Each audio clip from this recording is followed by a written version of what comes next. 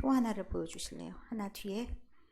자, 오늘 우리가 제목은 이렇게 붙여봤습니다. 자, 생육하고 번성하고. 이렇게 붙인 이유는 뒤에 그 흐름을 보시면 알 수 있겠습니다. 뒤를 보여주셔요. 자, 창세기가 몇 장까지 되어 있는지 아시는 분? 50장입니다. 창세기는 50장으로 되어 있습니다. 그리고 창세기는 모든 성경의 처음입니다. 혹시 오늘 우리가 1장부터 3장까지 읽었는데 나는 처음으로 1장부터 3장까지를 읽어봤어 하는 분들이 있을 수 있습니다. 제가 보기에 딱 보이는 분도 있습니다. 그러나 말은 하지 않겠습니다.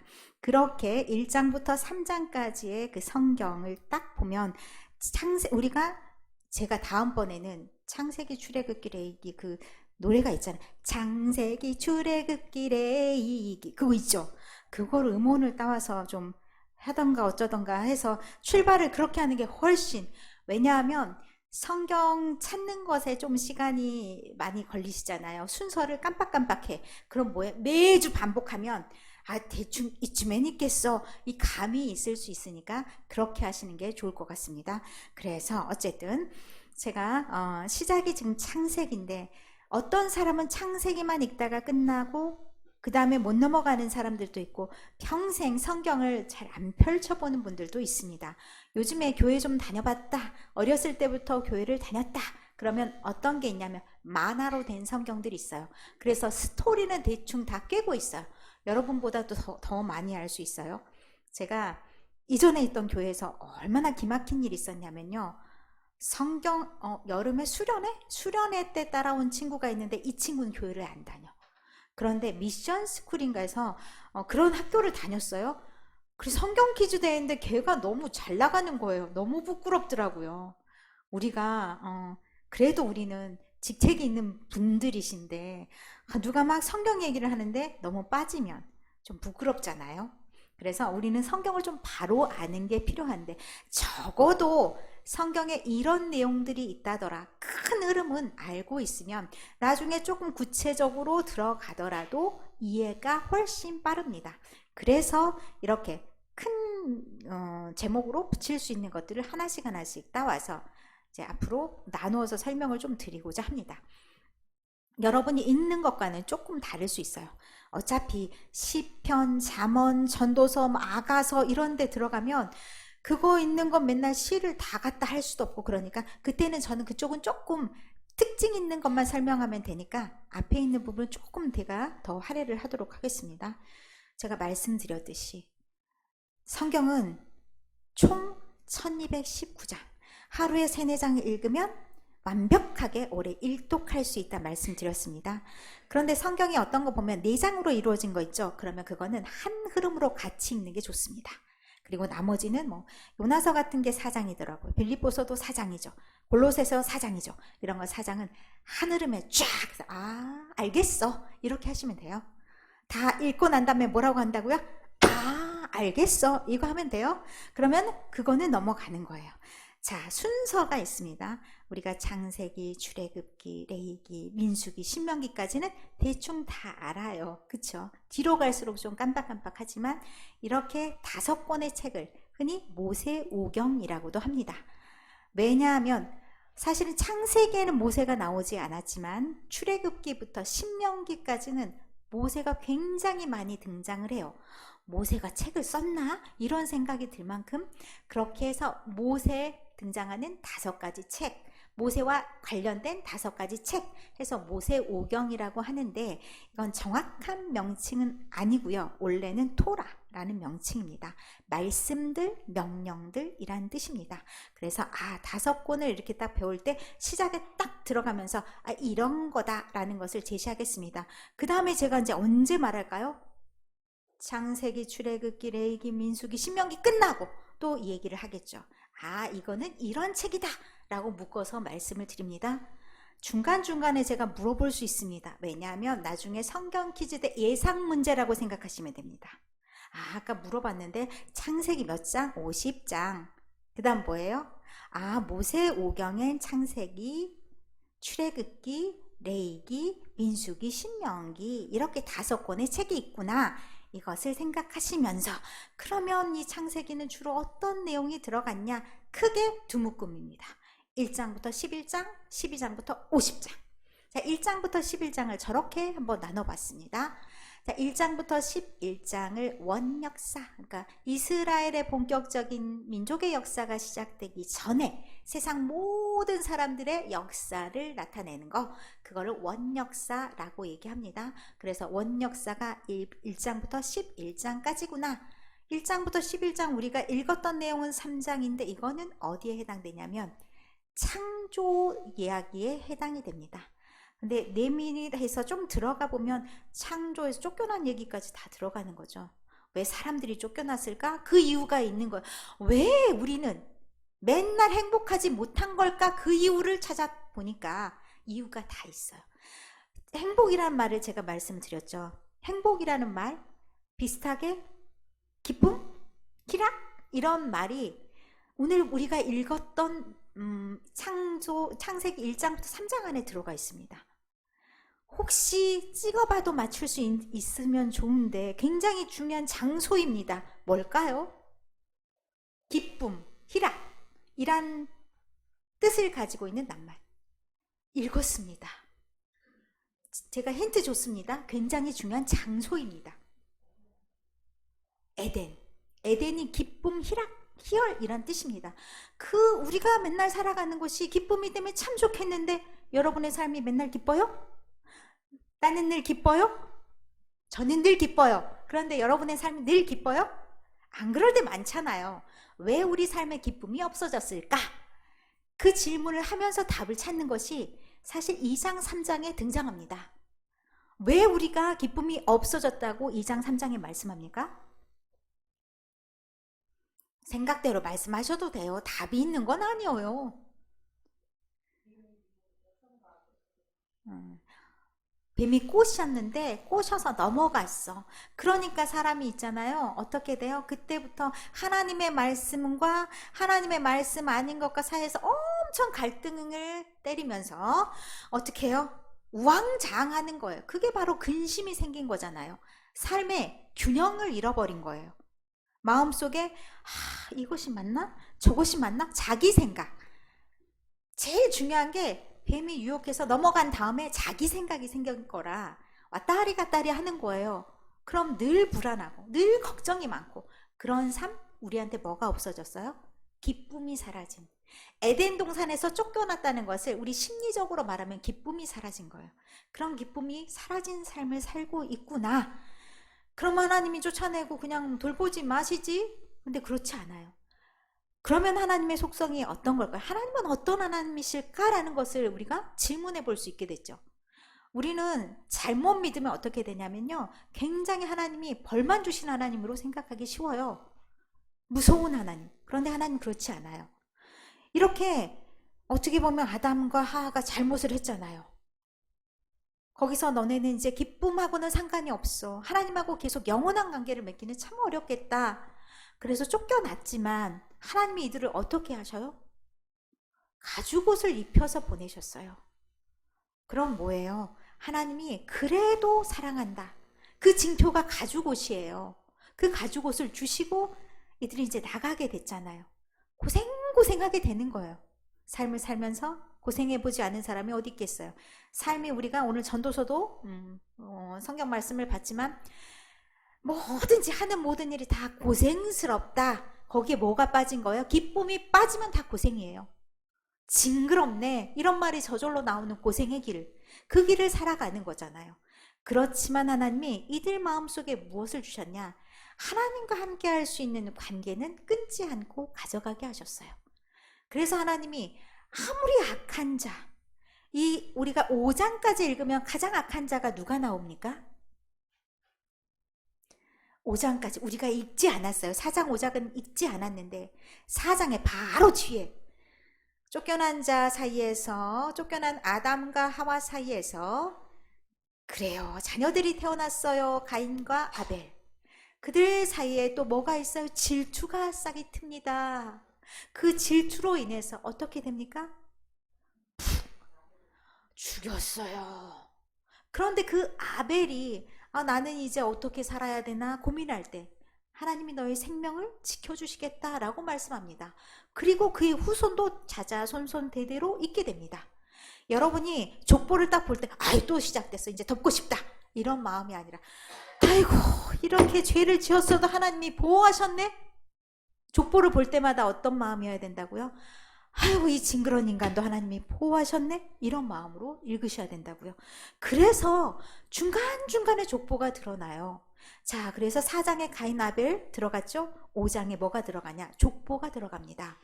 이 족보가 한 이야기의 끝이에요. 보통 시작과 끝이 족보 이야기가 들어가는 경우가 있습니다. 그러면 얘네가 그렇게 나쁜 짓을 했어도 하나님이 보호하셔서 생육하고 번성하는 그 약속을 하나님이 지키셨구나 라는 한 이야기 끝. 이게 아담 이야기 끝입니다. 5장까지의 이야기입니다. 그래서 아담의 계보가 들어갑니다. 그런데 또 6장에서부터 들어가는 것이 홍수 이야기입니다. 자, 그러면 여러분이 생각할 때 1장부터 5장 크게 뭐라고 생각하시면 되냐면 아담 이야기. 아담이 누구간데 하나님이 지었잖아. 그런 거 다 연결이 되잖아요.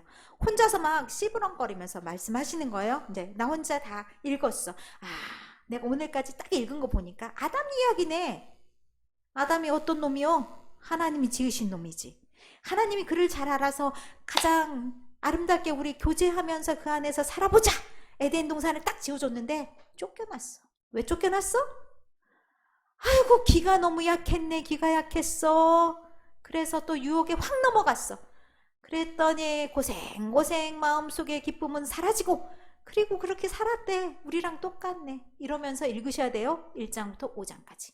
자, 그 다음에 6장부터 들어갑니다. 6장부터 내용이 어떤 거냐. 6장의 딱 시작이 뭐예요? 죄악이 또 시작돼요. 하나님의 사람들의 딸들과 짝하였더라. 그래서 짝짝꿍 하니까 거기에서 뭐가 떠나갔냐. 하나님의 영이 떠나갔어. 하나님이 원하는 짓은 하나도 안 해. 뭐가 개입이 되기 시작하냐. 인간적인 생각, 인간적인 욕망 이것이 싹 들어가. 그렇게 되니 그 다음에 어떻게 되는 거예요? 당연히 벌 받을 짓만 하지. 하는 짓마다 죄만 저질러. 하나님이 도저히 이 땅을 그냥 보고 있을 수만은 없다. 이렇게 하다가는 아무것도 선한 것이 남아있지 않겠다. 원상태로 다시 복귀! 이렇게 돼서 어떻게 합한 거예요. 하나님이 제일 싫어하시는 게 뭔지 아세요? 합쳐지는 거예요. 그 합쳐지는 게 좋은 것과 나쁜 게 합쳐지는 경우가 많아요. 하나님이 분리시키고 가장 좋았다라는 평가가 없는 게 물 이야기예요. 하나님이 천지를 창조하실 때 아랫물과 윗물을 나누셨어요. 그리고 나중에 아랫물을 물과 뭇으로 분리하셨죠. 근데 물을 분리한 거에 대해서는 하나님이 전혀 말씀을 하지 않으세요. 이거에 대해서는 따로 말씀하시지 않는다는 거는 물의 자체에서 그렇게 긍정적인 평가가 없는 거예요.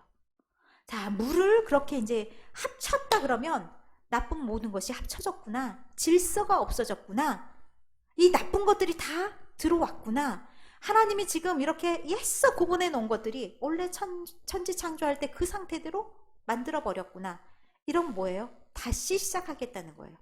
천지 창조 그때로 다시 찾아가셔서 하나님이 어떻게 하시겠다는 건 거냐면 싹 쓸어버리시겠다는 얘기입니다. 너네 이렇게 놔두다간 아름다웠던 그 상태가 유지되지가 않는구나. 원래 하나님이 천지를 창조하신 건 아름다웠어. 모든 게 다 좋았는데 그 좋은 상태가 없어서 이제는 그들을 벌하셔서 없이 하시겠다. 6장부터 9장까지의 내용입니다. 그런데 하나님이 어느 상황에서나 구할자를 구하셔요. 누구를 구하셨어요? 자, 이게 홍수 사건 하면 누가 짜잔하고 등장을 하죠. 노아를 살리셨어요. 노아를 살리셔서 노아를 통해서 인류의 구원뿐만 아니라 생태계까지 구원하시게 하신 거예요. 그래서 9장에 어떻게 뭐가 짜잔하고 등장을 해야 돼요? 자, 우리 이런 거 좋아해. 하늘의 망 색깔 알록달록 이거 좋아해요. 무지개로 약속을 하신 거예요. 다시는 내가 너희들하고 약속하마. 내가 속이 문드러져도 다시는 내가 멸하지 않겠다. 뭘로? 물로 멸하지 않겠다. 그래서 내가 너랑 약속했지. 이 사인을 하늘에 무지개로 남기셨다라고 얘기합니다. 그럼 뭐예요? 우리가 볼 때마다 우리가 어떤 생각해야 되냐면, 사실은 내가 죽을 사람인데, 나는 죄를 엄청 많이 지은 사람이고 하나님 앞에서 그렇게 의로운 사람은 아닌데, 이쁘다 끝, 이게 아니라 하나님이 그래도 나를 살려주셨구나 라는 그런 그 감탄이 나와야 됩니다. 뭘 보고요? 무지개를 보고. 오메 아름다운 거가 아니라 그 뒤에 감사합니다. 나를 살려주셔서 감사합니다. 그 감탄이 있어야 됩니다. 그렇게 자연 속에도 하나님의 숨결을 넣어두셨습니다. 그리고 그냥 끝나지 않습니다. 노아와 아들들의 족보가 등장합니다. 다 죽어가는 그 상황. 다 오늘의 전도서의 말씀에 의거하면 쓸을 때가 있고, 싹 쓸어버릴 때가 있고, 다시 세울 때가 있고, 이렇게 표현할 수가 있겠죠. 다시 세워주십니다. 그 세워주신 징표가 뭐냐? 이 노아의 아들들이 살아있다는 겁니다. 그 노아 아들들이 살아있으면 이 아들들이 하나님 앞에서 범죄하지 않고 믿음으로 쭉 나가야 되죠. 설마요? 그럼 사람이 아니게요? 다시 또 반복됩니다. 무엇이 나옵니까? 11장 마지막 타임, 마지막에 뭐가 등장하냐? 바벨탑 이야기가 등장합니다. 바벨탑 이야기는 또 중심 무대가 옮겨져 가는 것이기도 합니다. 바벨탑은 이스라엘 백성들이 나중에 포로로 살았던 그 동쪽의 끝, 그쪽을 나타내기도, 바벨론을 나타내기도 합니다. 거기에 세워졌던 탑. 와, 사람들이 교만해서 우리가 이렇게 능력이 있는데 우리는 높은 탑도 만들 수 있어? 라고 하면서 쭉 하늘을 향해서 어디가 하나님이 계셔? 라고 하는 것이 바벨탑 이야기입니다. 그래서 하나님은 어떻게 하셨대요? 싸그리 흩어버리셨대요. 니네가 이야기가 잘 통해서 모이면 작당모이 하기를 맨날 죄를 지을 생각밖에 안 해. 그럼 방법은 하나밖에 없지. 언어를 갈라. 그리고 사람들을 흩어. 그렇게 살게 하신 것이 바벨탑 이야기까지입니다. 그러면 그 흩으신 것에서 끝났다. 다음 이야기가 없는 거잖아요. 지금 오늘 읽었던 말씀을 통해서 봤을 때 그런 절묘한 찬스에 하나님께서는 꼭 택할 자를 택하셨다는 걸 보게 되죠. 그 다음 짜잔, 우리가 12장부터는 다음 주에, 그런데 다음 주 우리가 어디 가요? 시차례 신년 세미나를 가기 때문에 그 다음 주에 조금 좀 짤막짤막하게 제가 정리해서 들려주는데, 어쨌든 오늘 성경 통독 시간 어떠셨나요? 좋았어요? 앞으로도 잘 하도록 하겠습니다. 자, 오늘 말씀에서 가장 중요한 게 뭐예요? 하나님은 약속을 이끌어 가신다는, 이어가신다는 거예요. 어떤 상황 가운데도 인간이 아무리 강단에서 말씀드리기 좀 그렇지만 지랄 맞아도 하나님은 그 약속을 신실하게 이어가신다는 겁니다. 우리의 행위랑 상관없이. 그렇다고 우리가 막살난 얘기가 아닙니다. 그 은혜가 있으면 은혜의 빚진 자로 살아가야 됩니다. 오늘도 이 말씀 읽었던 것들을 생각하시면서 여러분이 일주일 동안을 살아가시되 어떻게 살아가셔야 되겠습니까? 말씀과 함께. 오늘도 나에게 주님께서 말씀을 들려주시는데, 자, 집에 갔더니 성경책을 던져놓고 주일날 이제 교회 갈 때 들고 가면 되겠지 하면서 먼지 폴폴 날리고 이러지 마시고, 막 너무 많이 읽어서 여기가 막 달아졌어. 이렇게 정도 딱 된 그 정도로 하면 참으로 좋겠습니다.